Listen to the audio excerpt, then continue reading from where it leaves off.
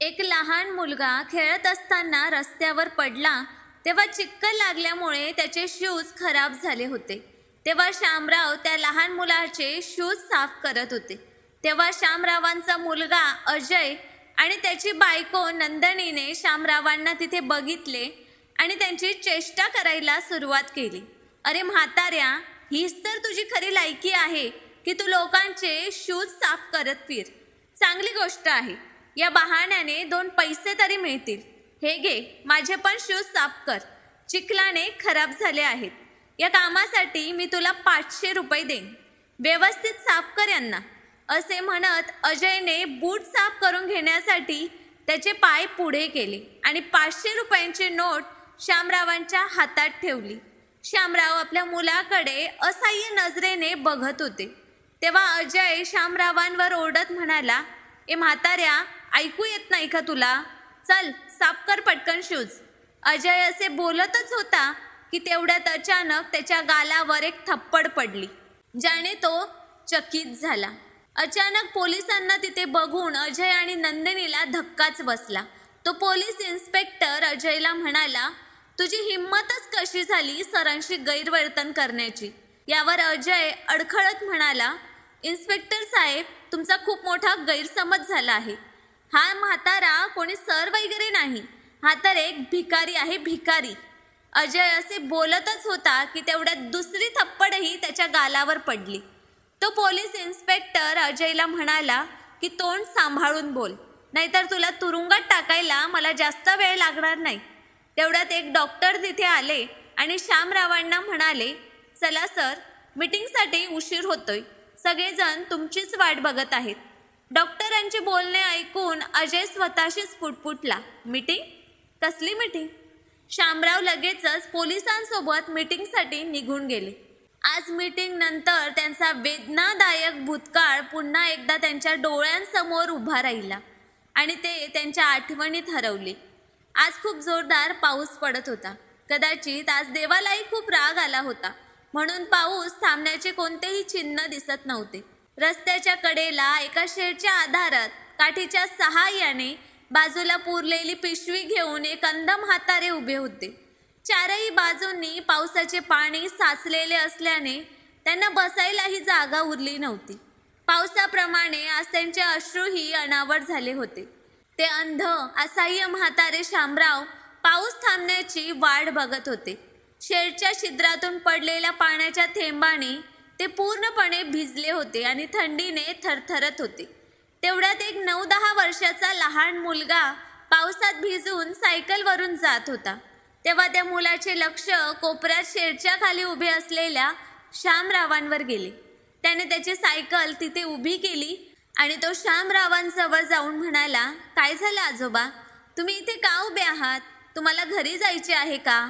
शामराव त्या मुलाचा आवाज ऐकून हैराण झाले, कारण इतक्या वेळात शामरावांनी बऱ्याच लोकांकडून मदत मागितली होती, परंतु मदत करणे तर दूरच, पण कोणी त्यांचे ऐकून सुद्धा घेतले नाही। त्या मुलाच्या तोंडून घराचे नाव ऐकून शामरावांचे मन आणि डोळे दोघेही भरून आले होते। ते स्वतःशीच पुटपुटत म्हणाले की मला घर कुठे आहे? तेव्हा त्या मुलाने पुन्हा त्यांना विचारले, काय झाले आजोबा? तुम्हाला मदत हवी आहे का? यावर शामराव म्हणाले, बाळा, कोण आहेस तू?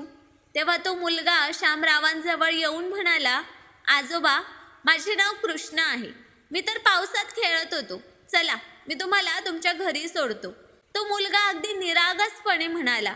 त्याचा निरागसपणा ओळखून शामरावांचे डोळे भरून आले। ते म्हणाले की बाळा, कुठे सोडणार तू मला? मला तर घरी नाहीये आणि बघण्याची दृष्टीही नाही। मी तर रोज रात्री इथेच झोपतो, पण आज पावसामुळे इथेही पाणी साचले आहे। यावर कृष्णा निरागसपणे म्हणाला, आजोबा, तुम्ही माझ्या घरी चला ना, तुमचे कपडेही ओले झाले आहेत, मी आईला सांगून ते वाळवून देईल। एक लहान मूल किती आपुलकी दाखवत होता आणि एक त्यांचे आपलेच होते, जे त्यांना अशा अवस्थेत सोडून माहीत नाही कुठे निघून गेले होते। पण आज एक अज्ञात देवदूत कृष्णा त्यांना त्यांच्या घरी घेऊन जाण्याचा आग्रह करत होता। शामराव कृष्णाला समजावत म्हणाले, बाळा, असे कोणालाही आपल्या घरी नेत नाहीत, पण कृष्ण मात्र त्यांचं ऐकून घ्यायला तयारच नव्हता. त्याने शामरावांचा हात धरला आणि त्यांना ओढत म्हणाला, आजोबा चला ना, बघा इथे पाणी साचले आहे आणि तुम्ही पण खूप ओले झाले आहात, चला तुम्ही माझ्या घरी. शामरावांचे त्या बालहट्टापुढे काहीच चालले नाही आणि त्यांना कृष्णासोबत जावेच लागले. कृष्ण शामरावांना त्याच्या घरी घेऊन गेला तेव्हा घरातून आवाज ऐकू आला. कृष्ण, कुठे होतास तू इतका वेळ? मी कधीपासून तुला शोधते. घरातून कृष्णाच्या आईचा संतप्त आवाज ऐकून शामराव संकोचत बाहेरच थांबले. त्यांनी विचार केला की माझ्यासारख्या भिकाऱ्याला घरात बघून या महिलेला वाईट वाटेल. कृष्ण तर नासमज बालक आहे, मला इथून जायलाच हवं. आयुष्यात इतका अपमान सहन केल्यानंतर आता आणखीन अपमान सहन करण्याची क्षमता आता माझ्यात नाही, असा विचार करत शामराव आपली काठी टेकवत शांतपणे दबक्या पावलांनी तिथून निघून गेले. बाहेर निघाल्यावर पाऊस अजून वाढला होता, त्यामुळे जोरात चालत ते एका झाडाखाली बाकावर बसले. पावसाचे थेंब झाडावरून हळुवारपणे पडत होते, म्हणून त्यांनी आपल्या पिशवीतून एक मळलेली चादर काढली आणि स्वतःला झाकून तिथेच बसून राहिले. शामराव गेल्या 3 वर्षांपासून भीक मागून आपला उदरनिर्वाह करत होते. त्यांचे ते मळलेले फाटलेले कपडे त्यांची गोष्ट सांगण्यासाठी पुरेसे होते. पाऊस थांबला तेव्हा शामराव संध्याकाळी झाडाखालून उठले आणि निघाले. पण पावसात भिजल्यामुळे आतापर्यंत ते तापाने फणफणले होते. हळूहळू अंधारही पसरत होता आणि सगळीकडे पाणी साचल्यामुळे आज त्यांना झोपायलाही जागा उरली नव्हती. कशीबशी त्यांना एका चहाच्या टपरीजवळ जागा मिळाली, जिथे त्यांनी दुसरी चादर काढली आणि खाली अंथरली आणि पिशवीची उशी करून वर ओली चादर अंगावर ओढून झोपून घेतले. आज पावसामुळे शेजारील चहाच्या टपरीवर लोकांची मोठी गर्दी झाली होती. काही वेळाने शामरावांना कोणीतरी हलवून उठवले. तेव्हा शामराव घाबरून उठून बसले आणि विचारू लागले की कोण आहे? तितक्यात आवाज आला, अगं मम्मी, हे बघ, हे तेच आजोबा आहेत ज्यांना मी सकाळी माझ्यासोबत आपल्या घरी घेऊन आलो होतो. आवाज ऐकून शामराव स्वतःशीच पुटपुटले की हा तर त्याच मुलाचा म्हणजेच कृष्णाचा आवाज आहे. तेव्हा कृष्णाची आई शामरावांना म्हणाली, हो काका, कृष्णाचा आहे. मला घरी कधीपासून तुम्हाला शोधण्यास सांगत होता. आम्ही कधीपासून तुम्हाला शोधत आहोत. आज जेव्हा शामरावांना कितीतरी दिवसानंतर आपुलकीचे बोल ऐकायला मिळाले तेव्हा त्यांचे मन आनंदाने भरून आले आणि त्यांचे डोळेही भरून आले. ते म्हणाले, बेटा, मी काही बघू तर शकत नाही, पण न बघता हे नक्की सांगू शकतो की हे मूल खरोखर एक देवाचेच स्वरूप आहे. यावर कृष्णाची आई म्हणाली, काका, हा देव नाही तर शैतान आहे. यावर शामराव हसले आणि म्हणाले, अरे देव तर शैतानही असतात आणि भोळेही असतात. यावर कृष्णाची आई हसली आणि म्हणाली, काका, तुम्ही इथेच बसा, मी तुमच्यासाठी चहा आणि काहीतरी खायला आणते, तरच तुमचा हा देव प्रसन्न होईल. असे म्हणत तिने शेजारील टपरीवर जाऊन चहा आणि खाण्याचे पदार्थ आणून त्यांना दिले. शामराव घेण्यास नकार देत होते, पण कृष्णा म्हणाला की आजोबा, तुम्ही माझे मित्र आहात ना, मग आपल्या मैत्रीसाठी तुम्हाला ते घ्यावेच लागेल. शामराव कृष्णाच्या विनंतीला विरोध करू शकले नाहीत आणि त्यांनी ते सामान स्वीकारले. तेव्हा कृष्णाच्या आईने विचारले, काका, तुम्ही रात्री इथेच झोपतात का? हे ऐकून शामराव आपल्या नशिबाला कोसत आपल्या घराची आणि कुटुंबाची आठवण काढत गप्प बसले. त्यांची शांतता बघून कृष्णाच्या आईने घरी जाऊन त्यांच्यासाठी ब्लँकेट आणि खाली अंथरुण्यासाठी एक गादी आणून दिली. थंडीमुळे शामराव आजारी पडू नये म्हणून काही जुने कपडेही आणून दिले. शामराव देवस्वरूप कृष्णाचे आणि त्याच्या आईचे पुन्हा पुन्हा आभार मानत होते. त्यांचे थरथरणारे शरीर पाहून कृष्णाची आई म्हणाली, काका, तुम्हाला तर खूप ताप आहे. कृष्णाचे वडील डॉक्टर आहेत. तेवढ्यातच कृष्णा उठला आणि म्हणाला, आजोबा, माझे वडील डॉक्टर आहेत, ते सर्वांना ठीक करतात. त्यांना सकाळी येण्यास सांगून कृष्णाची आई कृष्णाला घेऊन निघून गेली आणि शामराव देवाचे आभार मानत राहिले. ते मनात विचार करू लागले की खरंच किती चांगली मुलगी आहे. जशी ती स्वतः आहे तिने आपल्या मुलालाही तसेच संस्कार दिले आहेत. असा विचार करत शामरावांनी तीच गादी पसरवली आणि त्या महिलेने आणलेले कपडे घातले. तिने आणलेली चादर अंगावर ओढली. यामुळे तापाच्या वेदना काही कमी झाल्या किंवा असेही म्हणू शकता की ताप सहन करण्याची शक्ती त्यांना मिळाली होती.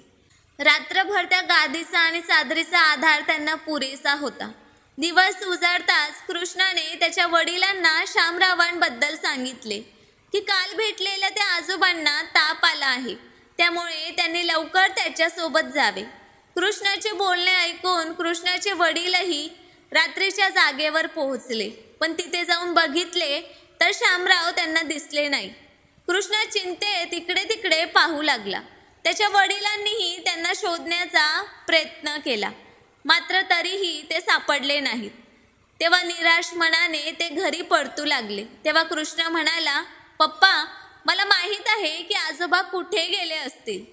असं म्हणत कृष्ण रस्त्याने धावतच निघाला. त्याचे वडीलही त्याच्या मागे धावत कृष्णाला थांबवत होते. मग कृष्ण त्याच शेडच्या खाली जाऊन थांबला जिथे तो शामरावांना पहिल्यांदा भेटला होता. तिथे त्याने शामरावांना बघितले आणि तो खूप खुश झाला. त्याच्या मागोमाग त्याचे वडीलही तिथे पोहोचले. तेव्हा कृष्ण त्यांना म्हणाला, पप्पा बघा, हेच ते आजोबा आहेत. बघा, काल त्यांना किती ताप आला होता. आईने त्यांना एक ब्लँकेट आणि गादीही दिली होती. आज पुन्हा कृष्णाचा आवाज ऐकून शामरावांना धक्काच बसला की तो मुलगा पुन्हा त्यांना शोधत त्यांच्यापर्यंत येऊन पोचला होता. शामरावांनी त्याला कृष्ण नावाने हाक मारली, बाळकृष्ण. तेव्हा कृष्ण त्यांच्या जवळ येऊन उभा राहिला. कृष्णाचे वडीलही शामरावांकडे वरपासून तर खालपर्यंत बघत होते आणि त्यांची दयनीय अवस्था सर्व काही सांगत होते. कृष्णाच्या वडिलांनी शामरावांच्या डोक्याला हात लावून तपासले तर त्यांना अजूनही ताप होता. कृष्णाने शामरावांना विचारले, आजोबा, तुमची ब्लँकेट आणि गादी कुठे गेली? यावर शामराव निराश होऊन म्हणाले, बाळा, रात्री मी झोपलो असताना तिथे काही लोक आले आणि त्यांनी मला तिथून उठायला सांगितले. त्यांनी मला धक्काबुक्की करत माझ्याजवळून कपडे, गादी, ब्लँकेट सर्व काही हिसकावून घेतले.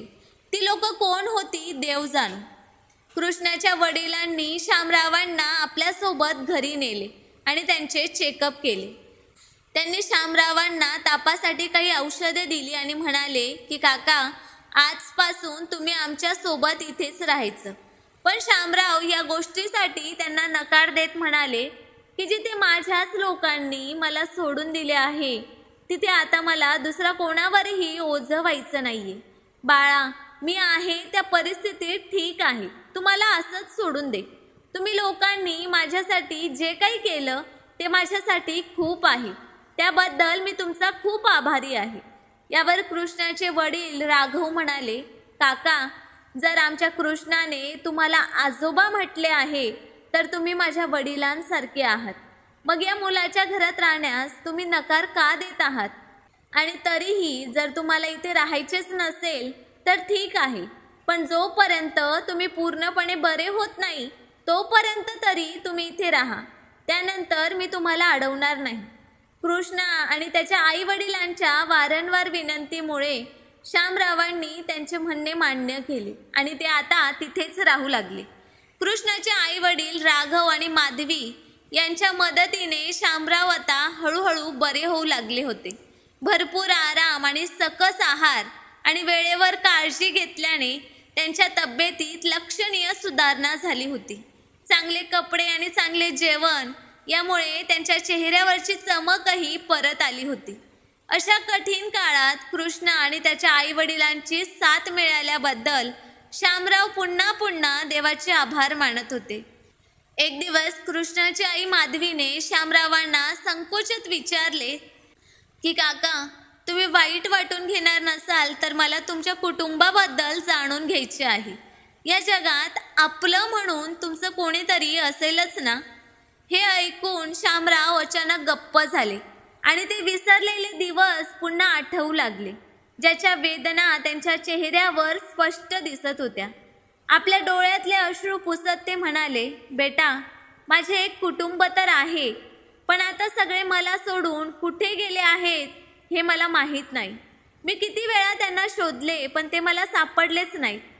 यावर माधवी म्हणाली, काका, तुमच्यासोबत असं नक्की काय घडलं होतं की ज्यामुळे तुम्ही असे बेघर झालात? शामराव तिचे बोलणे ऐकताच त्या वेदनादायक आठवणींमध्ये हरवले. जवळपास 3 वर्ष झाली होती. शामराव त्यांच्या कुटुंबासोबत राहत होते. त्यांच्या कुटुंबात 2 मुले आणि सुना होत्या. जबाबदारीतून मुक्त झाल्यावर उर्वरित आयुष्य ते आपल्या बायकोसोबत तीर्थयात्रेला फिरण्यात घालवत होते. दोघेही अनेकदा तीर्थयात्रेवर जात राहिले आणि आतापर्यंत वेगवेगळ्या प्रदेशात गेले होते. मुलं आणि सुनाही त्यांच्या आयुष्यात आनंदी होते. असेच एकदा तीर्थयात्रेवर गेले असताना जेव्हा ते दोघं शहरात फिरायला निघाले तेव्हा रस्ता ओलांडताना दोघांचा मोठा अपघात झाला आणि त्या अपघातात दोघेही भयंकर जखमी झाले होते. शामरावांच्या पत्नीची प्रकृती अत्यंत गंभीर होती आणि शामरावांना डोक्याला व डोळ्यांना गंभीर दुखापत झाली होती. मुलांनी त्यांना रुग्णालयात दाखल केले, परंतु त्यांच्या पत्नीला वाचवता आले नाही आणि तिचा मृत्यू झाला. शामरावांना हे दुःख असह्य होतं. त्यांच्या डोळ्यांवर पट्टी बांधल्यामुळे शामराव त्यांच्या पत्नीला शेवटच्या क्षणीही बघू शकले नाहीत. पत्नीच्या दुःखातून जात असलेल्या शामरावांवर काही दिवसांनी दुःखाचा आणखी एक डोंगर कोसळला. त्यांनी त्यांची दृष्टी गमावली होती. म्हणून आता शामरावांजवळ नशिबावर रडण्याशिवाय दुसरा कोणताच मार्ग उरला नव्हता. जेव्हा हॉस्पिटलमधून ते घरी परत आले तेव्हा त्यांच्या सुनांना आपल्या आंधळ्या सासऱ्यांची काळजी घेण्यात अडचणी येऊ लागल्या. शामरावांची 2 मुलं दिवसभर ऑफिसमध्ये असताना दोन्ही सुना आपलं काम एकमेकांवर ढकलत होत्या. अनेक वेळा शामराव जेवणाची वाटच बघत राहायचे, पण संध्याकाळपर्यंत त्यांना जेवण मिळत नव्हते आणि जर ते स्वतःचे काम स्वतः करण्याचा प्रयत्न करायचे तर दिसत नसल्यामुळे कुठेही आदळून खाली पडायचे. जेव्हा ते खाली पडायचे तेव्हा दोन्ही सुना त्यांच्यावर हसायच्या आणि त्यांना उचलायलाही येत नव्हत्या. कधी कधी तर ते कपडेही उलटेच घालायचे. शामरावांना त्यांच्या या अंधत्वामुळे अनेक समस्यांना सामोरे जावे लागले. एके दिवशी मोठी सून नंदिनी पती अजयला म्हणाली, अजय, अजून किती दिवस मला तुझ्या आंधळ्या बापाची सेवा करावी लागणार आहे? तुझ्या छोट्या भावाची बायको तर काहीच करत नाही आणि तुझे वडील मला प्रत्येक लहान सहान गोष्टीवरून हाक मारत राहतात. दिवसभर घरातले आणि तुझ्या वडिलांचे काम करून मी खूप थकून जाते. आता मी हे करू शकत नाही. तुला आता काहीतरी निर्णय घ्यावाच लागेल. यावर अजय म्हणाला, आता यात मी काय करणार? त्यांनाही तीर्थयात्रेला जाण्याची काय गरज होती माहीत नाही. इकडे धाकटी सून नीताही पती मनोजला हेच सांगत होती की हे बघ मनोज, तुझ्या बापाला कुठेतरी सोडून ये, नाहीतर त्यांच्या कामासाठी एखादा नोकर ठेवून घे. मी तर आता काहीच काम करू शकत नाही. मोठी ताई तर दिवसभर तिचे काम माझ्यावर सोपवते आणि मी एकटीच करत राहते आणि तुझा बापही खूप नखरे करतो. यावर मनोज म्हणाला, नीता, जर आपण नोकर ठेवला तर त्याचा खर्चही आपल्यालाच करावा लागेल. मोठा भाऊ तर काहीच देणार नाही आणि सगळा भार मला एकट्यालाच उचलावा लागेल. नोकर ठेवणे मूर्खपणाच ठरेल. पण हा, एक गोष्ट आपण नक्कीच करू शकतो की आपण बाबांना कुठेतरी सोडून येऊ. यावर नीताने मनोजला याविषयी त्याच्या मोठ्या भावाशी बोलण्याची कल्पना दिली. तेव्हा मनोज गेला आणि मोठा भाऊ अजयला म्हणाला, दादा, बाबांचे काम करणे आता अवघड झाले आहे. नीता दिवसभर त्यांच्या कामात गुंतलेली असते. हीच गोष्ट अजयने त्याची पत्नी नंदिनीबद्दल सांगितली तर मनोज म्हणाला, दादा, बाबांसाठी तर नोकर ठेवणेच योग्य आहे, पण त्याचा खर्च कोण उचलणार? तितक्यात नंदिनी मध्येच म्हणाली की आम्ही तर नाही उचलणार खर्च. इतके पैसे आम्ही कुठून आणणार? तेव्हा नीता सुद्धा हेच म्हणाली, आमच्याकडे कुठे पैशांचे झाड लागले आहे, आम्ही तरी कुठून आणणार? मोठी अडचण निर्माण झाली होती. पण बराच वेळ दोघांनी विचार केला आणि नोकराचा खर्च वाटून घ्यायचं असं ठरलं.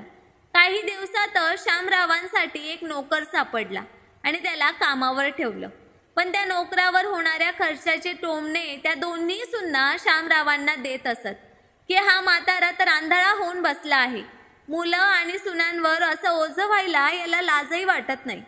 सुनांचे ते तीक्ष्ण बोलणे शामरावांच्या कानावर पडायचे तेव्हा त्यांना फार दुःख व्हायचे, कारण आता ते स्वतः लाचार झाले होते आणि इच्छा असूनही काहीच करू शकत नव्हते. आता दोन्ही सुना नोकराचा छळ करू लागल्या. शामरावांच्या कामासोबतच त्या दोन्हीही त्या नोकराला घरातले कामही करायला सांगत असे. एकाचं आधी काम केले तर दुसरी रागावून म्हणायची की आम्हीही पैसे देतो. यामुळे नोकराची खूप चिडचिड होऊ लागली. नोकर आता परेशान राहू लागला. एके दिवशी नोकर कामावर आलाच नाही तर दोघीही आपापल्या रूममध्ये बंद झाल्या. दुसरीकडे शामराव भूक आणि तहानेने त्रस्त होते, परंतु कोणालाही त्यांच्यावर दया आली नाही. जेव्हा त्यांनी स्वतः अन्न शोधण्याचा प्रयत्न केला तेव्हा स्वयंपाकघरातून वस्तू पडल्याचा आवाज ऐकून दोन्ही सुना धावतच स्वयंपाकघरात आल्या आणि त्यांनी बघितले की किचनमध्ये काचेचे सामान खाली पडून फुटले आहे. शामरावांना तिथे बघून नंदिनीने त्यांच्या अंगावर हात उचलला. ती त्यांना जोरजोरात मारत म्हणाली, अरे म्हाताऱ्या, एकतर तुझ्यामुळे नोकर पळून गेला आणि वर तू इतके नुकसान करत आहेस. आता या सगळ्यांचे नुकसान कोण भरेल? अंध शामराव जमिनीवर पडून त्यांच्या सुनेच्या हातून मार खात होते. खाली पडलेले काचेचे तुकडे त्यांना टोचत होते. मात्र दोघीही त्यांना एवढी मारहाण करत होते की त्यांच्या शरीरातून वाहणारे रक्तही त्यांना दिसत नव्हते. काच लागल्यामुळे त्यांच्या शरीरावर बऱ्याच जखमा झाल्या होत्या आणि शामराव वेदनेने रडत होते. आता तर सुनांचा हात रोजच त्यांच्यावर उठत होता, कारण तो नोकर परत कधीच आला नाही आणि त्याचा सगळा राग शामरावांवर निघू लागला. इतके वाईट जीवन जगण्यासाठी शामराव मजबूर झाले होते. असहाय्यपणे ते हे सर्व सहन करत होते. त्यांच्या जखमा भरत नव्हत्या आणि आता त्यातून रक्तस्राव होऊ लागला होता. मुलाने त्यांना सरकारी दवाखान्यात दाखल केले, पण त्याआधी त्यांच्या मुलांनी हॉस्पिटलच्या नावाने काही कागदपत्रांवर त्यांच्या सह्या करून घेतल्या. शामरावांना रुग्णालयात बरे होण्यासाठी बरेच दिवस लागले. त्यांना घरच्यांबद्दल विचारले असता ते काहीच सांगू शकत नव्हते. इतक्या दिवसात त्यांना कोणी दवाखान्यात भेटायलाही आले नाही. जेव्हा शामराव बरे झाले आणि स्वतः त्यांच्या घराच्या पत्त्यावर पोहोचले तेव्हा त्यांना समजले की संपूर्ण कुटुंब घर विकून निघून गेले आहे. शामराव असहाय्यपणे किती वेळ घराबाहेर बसले, मग तिथून उठून मंदिरात निघून गेले. शामरावांच्या मुलांनी त्यांच्या अंधत्वाचा फायदा घेत त्यांच्यासोबत विश्वासघात केला होता. त्यांनी घर आपल्या नावावर करून विकले होते. शामरावांची संपूर्ण कहाणी ऐकून माधवीच्या डोळ्यातही पाणी आले. ती म्हणाली, काका, तुमच्यासोबत तर खूप वाईट झालं. इतकी वाईट मुलं कशी असू शकतात की त्यांनी बापाचाही विचार केला नाही. यावर शामराव म्हणाले, बेटा, सगळेच तुझ्यासारखे नसतात ग.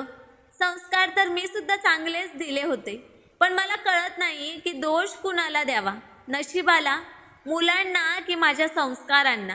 असे म्हणत शामराव रडत होते आणि कृष्णा त्यांचे अश्रू पुसत होता. इतके तर त्यांच्या स्वतःच्या लोकांनीही केले नव्हते.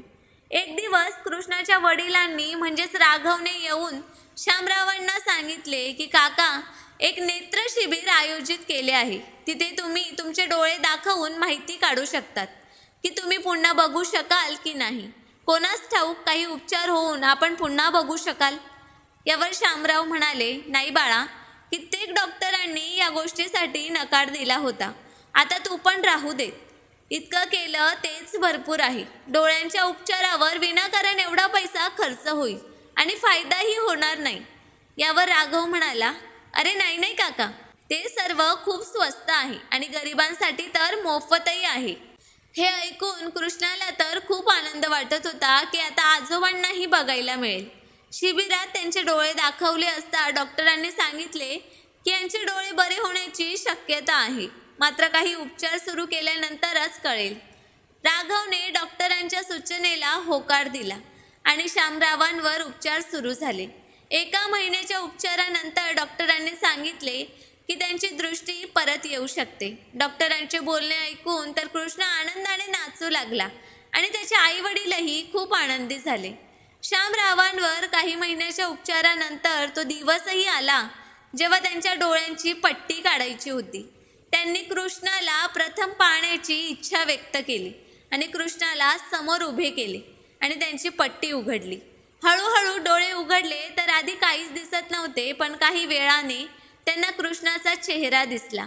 तेव्हा कृष्णही आजोबा आजोबा म्हणत शामरावांना बिलगला.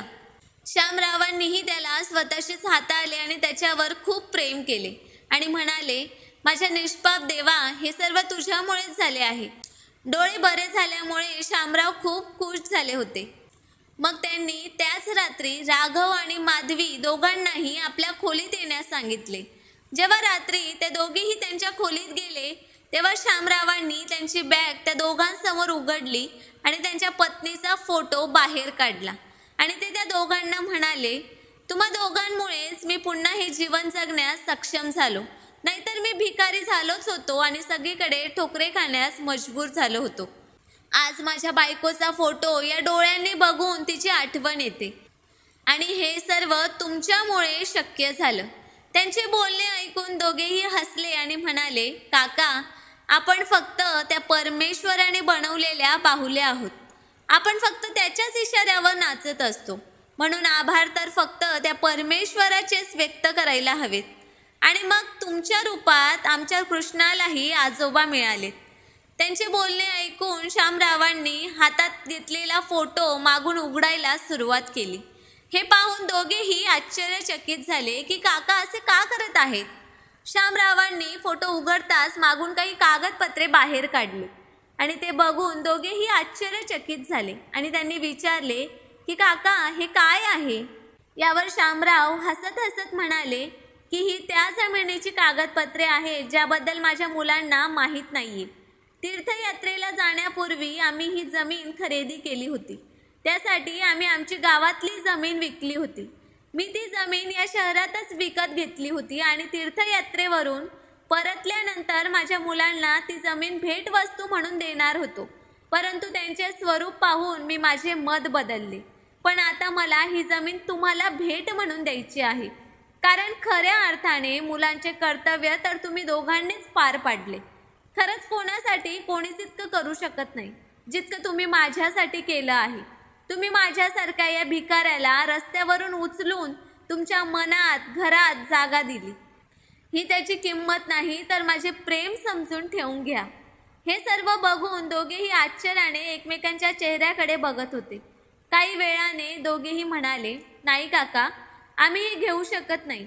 लोभापोटी आम्ही तुमच्यासाठी काहीही केलेले नाही. त्या दोघांची बोलणे ऐकून शामराव निराश आणि दुःखी झाले. तेव्हा राघव म्हणाला, काका, आपण असे करू शकतो की या जमिनीवर आपण एक हॉस्पिटल बांधूयात, जर तुमची इच्छा असेल तरच. हे ऐकून शामरावांचा चेहरा आनंदाने उजळला आणि ते म्हणाले, पण बेटा, हॉस्पिटलसाठी तर खूप पैसे लागतात. मग पेपरमध्ये जमिनीचा आकार पाहून राघव म्हणाला की काका, आपण असे करू की यातील काही जमीन विकून शेअर मार्केटमध्ये पैसे गुंतवूया, ज्यामुळे पैसेही वाढतील आणि मग त्या वाढलेल्या पैशांद्वारे हॉस्पिटल बांधणे सोपे होईल. राघवची ही कल्पना ऐकून शामराव खूप खुश झाले. त्यांनी या कामासाठी लगेचच होकार दिला. दुसऱ्या दिवशी राघवने जमीन पाहिली आणि त्याचे मोजमाप करून घेतले. एवढ्या मोठ्या भूमीतून काही भाग विकला गेला असता तरी फरक पडला नसता. हॉस्पिटल सहज बांधले जाणार होते.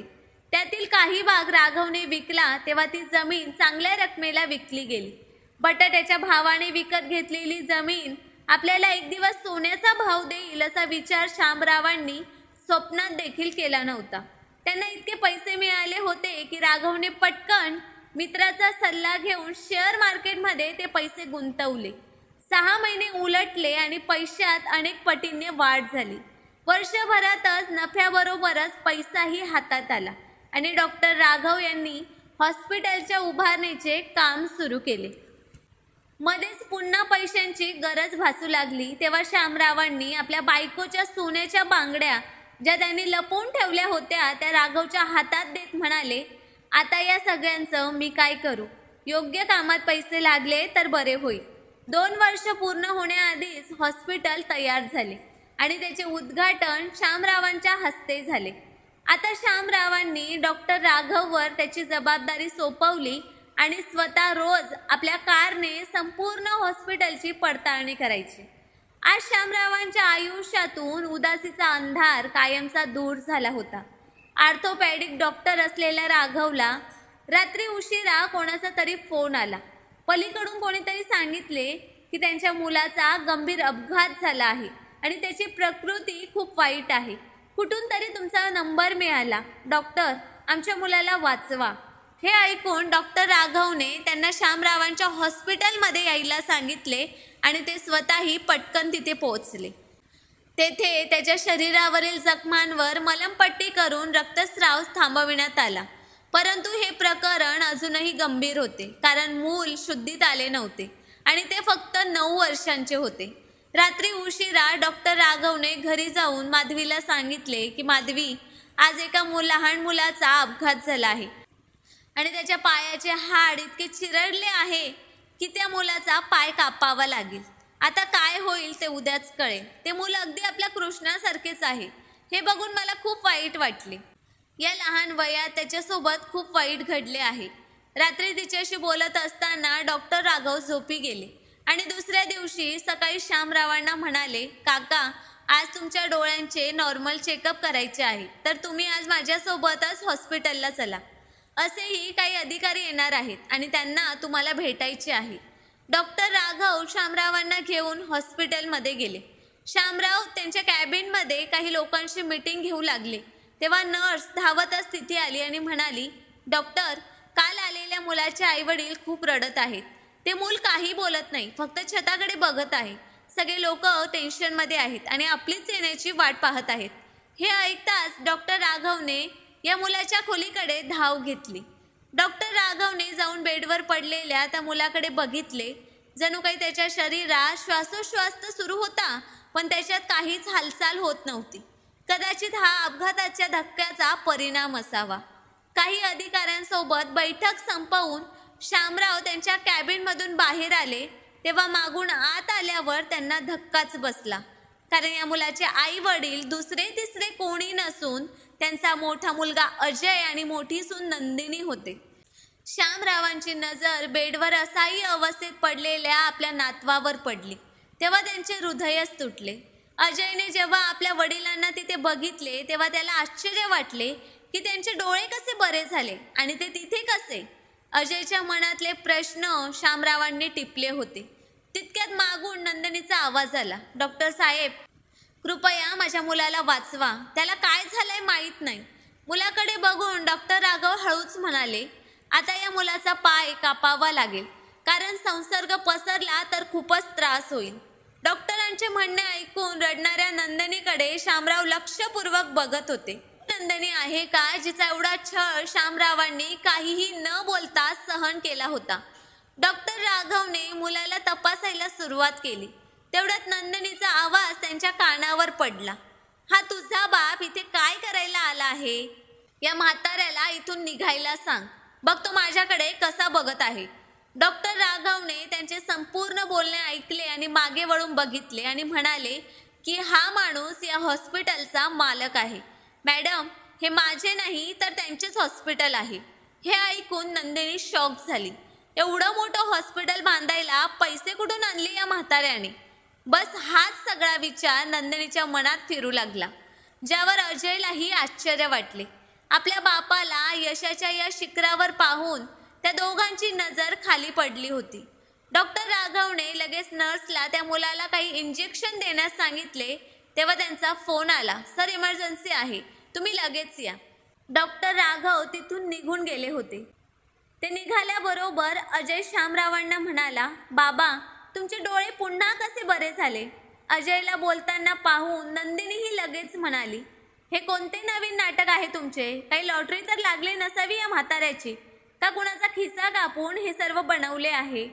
यावर शामरावांनी तिच्याकडे तिरक्या नजरेने बघितले आणि म्हणाले, तुम्हाला हेच जाणून घ्यायचे आहे ना की हा म्हातारा अजून मेला का नाही आणि या भिकाऱ्याजवळ इतके पैसे कुठून आले? शामरावांचं बोलणं ऐकून अजयची मान शरमेने खाली झुकली. पण आज मात्र शामरावांचे टोमणे थांबत नव्हते. नंदिनी ही शामरावांकडे पुन्हा पुन्हा पाहत होती. अजयने खोटे बोलून झाकण्याचा प्रयत्न केला की बाबा, तुम्ही कुठे निघून गेला होतात? आम्ही तुम्हाला किती शोधले. हे ऐकून शामराव चांगलेच भडकले आणि म्हणाले, खोटे बोलू नका तुम्ही लोक घर विकून निघून गेला होतात. तुम्ही लोकांनी घराच्या कागदपत्रांवर खोटं बोलून माझी सही घेतली. मी घरी गेल्यावर शेजाऱ्यांनी सांगितले की तुम्ही लोक कधी गेले ते कळलेही नाही. बोला आता, मी खोटे बोलत आहे का? यावर अजय हळू आवाजात म्हणाला, नाही बाबा, असं तर नाही म्हटलं मी. तेवढ्यात नंदिनी आपल्या मुलाजवळ धावत गेली, जो जोरजोरात आणि खोल श्वास घेत होता. घाबरलेली नंदिनी मुलाला आवाज देत होती, पण त्याचे शरीर काहीच प्रतिसाद देत नव्हते. तेव्हा नंदिनी शामरावांकडे आली आणि म्हणाली, बाबा, तुम्ही डॉक्टरांना बोलवा प्लीज. बाबा, तुम्ही तर इथले मालक आहात.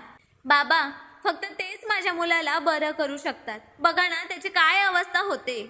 नंदिनी शामरावांच्या पायावर पडून आपल्या मुलासाठी मदत मागत होती.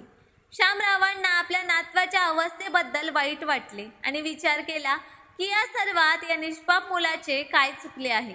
त्याने डॉक्टर राघवला फोन केला आणि म्हणाले की बेटा, तुझा थोडा वेळ हवा आहे. यावर डॉक्टर राघव म्हणाले, काका, मला सांगा काय झाले. शामराव म्हणाले, ज्याचं मूल तुझ्याकडे उपचारासाठी आले आहे तो माझा नातू आहे. प्लीज मुलाला त्वरित तुझ्या मदतीची गरज आहे. लवकर ये. डॉक्टर राघव हे ऐकताच मीटिंग सोडून तिथे आले आणि त्या मुलाला ताबडतोब एमर्जन्सी सर्जरीसाठी ICUमध्ये घेऊन गेले आणि त्यावर शस्त्रक्रिया सुरू करण्यात आली. संसर्ग इतका पसरला होता की ते दूर करण्यासाठी त्या मुलाचे पाय कापावेच लागले. मात्र मुलाचा जीव वाचवला होता. जेव्हा ऑपरेशन सुरू होते त्यावेळेस नंदिनी आणि अजय हात जोडून त्यांच्यासमोर उभे होते. तिने हात जोडून त्यांची माफी मागितली आणि म्हणाली, बाबा, मला माफ करा. माझ्याकडून खूप मोठी चूक झाली. मी पाप केले आहे. तुम्हाला इतका त्रास दिला आहे ज्याची कोणतीही कितीही शिक्षा झाली तरी कमीच आहे. शामरावांना आज माफीची गरज नव्हती. त्यांनी माफ करण्यास स्पष्टपणे नकार दिला. तेव्हा अजय रडतच म्हणाला, बाबा, आज तुम्ही नसता तर माहीत नाही आमच्या मुलाचे काय झाले असते. तुम्ही होतात म्हणून माझ्या मुलावर वेळेवर उपचार झाले. बाबा, आम्हाला माफ करा. पण शामराव काहीही बोलले नाहीत. डॉक्टर बाहेर आले तेव्हा त्यांनी सांगितले की आता मूल धोक्याबाहेर आहे. अजय आणि नंदिनी यांनी डॉक्टरांचे आभार मानले. तेव्हा डॉक्टर राघव म्हणाले, धन्यवाद करायचे असतील तर यांचे करा. सर्व काही त्यांच्या आदेशानुसारच झाले. हे ऐकून नंदिनीला स्वतःचीच लाज वाटू लागली. तिने केलेली कर्तृत्व तिला आता आठवत होती आणि आता तिलाही कळून चुकले होते की तिने किती चुकीचे कृत्य केले आहे. तेवढ्यात मागून आवाज आला, दादा, मला माहीत नव्हते तुझा फोन आला तेव्हा मी महत्त्वाच्या मीटिंगमध्ये होतो. मनोजने येऊन आपल्या वडिलांना बघितले तेव्हा त्यालाही धक्काच बसला. सोबत त्याची पत्नी नीता सुद्धा होती. अजय रागाने म्हणाला, मला माहीत आहे तू फोन का उचलला नाहीस, कारण तुला वाटले की मी पैसे मागण्यासाठी फोन केला आहे. आज तोच बाप कामी आला ज्यांना आपण अडचणीत मरणाच्या दारात सोडून दिले होते. मला आई वडिलांची खरी किंमत आत्ता कळाली आहे आणि लाज वाटते मला तुझ्यासारख्या भावाची, जो दुःखातही कामी येऊ शकत नाही. अजय शामरावांसमोर हात जोडून उभा होता. अजयने मनोजला सांगितले की त्याच्या वडिलांनी त्याला कशी मदत केली आणि त्याचा मुलगा वाचला. ज्या वडिलांना आपण ओझे समजून त्यांना बेघर केले, आज ते करोडोंच्या या हॉस्पिटलचे मालक आहेत. हे ऐकून दोघांचेही डोळे पाणावले. शामराव त्यांच्या गाडीत बसून घराकडे निघाले आणि त्यांची दोन्ही मुले आणि सुना त्यांना जाताना बघतच राहिले. शामराव ज्यावेळेस संकटात सापडले होते तेव्हा हीच मुले त्यांना सोडून निघून गेली होती आणि आज जेव्हा नशिबाने त्यांची साथ सोडली होती तेव्हा शामरावांनीच त्यांना साथ दिली. मित्रांनो, कथा कशी वाटली ते कमेंट करून नक्की सांगा. आम्ही नेहमीच तुमच्या कमेंट्स आणि लाईकची वाट बघत असतो आणि कथा आवडली असेल तर चॅनलला सबस्क्राईब करायला पण विसरू नका. धन्यवाद.